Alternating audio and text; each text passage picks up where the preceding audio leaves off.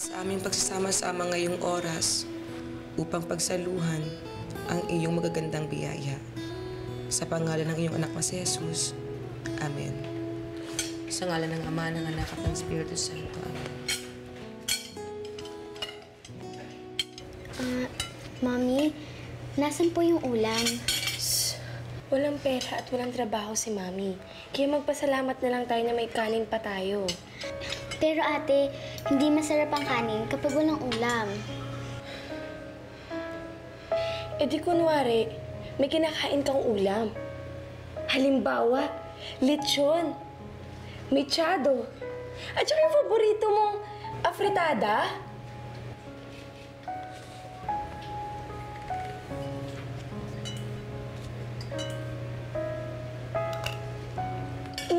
Ang sarap ng afritada!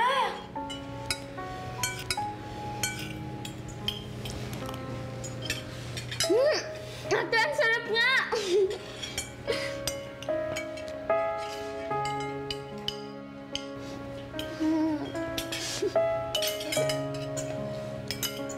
Mami? Mami?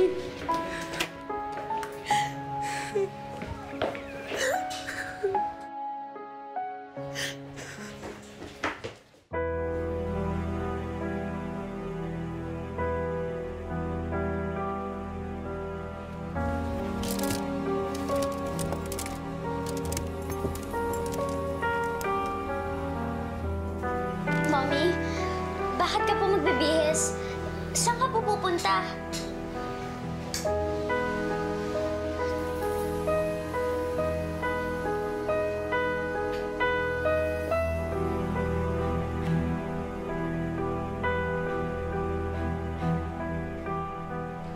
Maghanap lang ako ng pera, mga anak. Para bukas meron na kayong ulam ng ate mo, ha? Dito lang kayo, ha?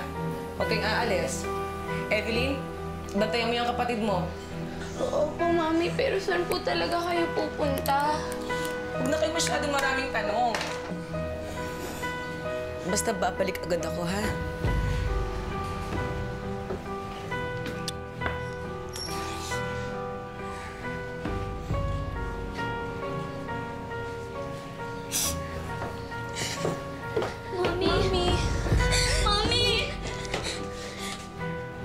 Nang gabing yon ay mag-isang umalis si Mami.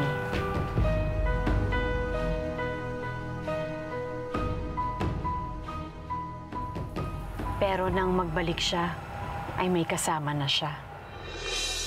Magmula rin noon, sa iba't ibang panahon, ay iba-ibang lalaki na lahat ay tinatawag naming tito ang nakilala naming magkapatid.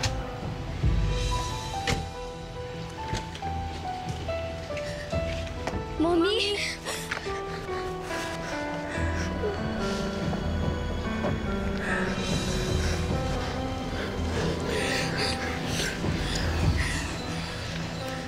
Mommy, sino po siya? Mga anak, siya ang Tito Victor niyo.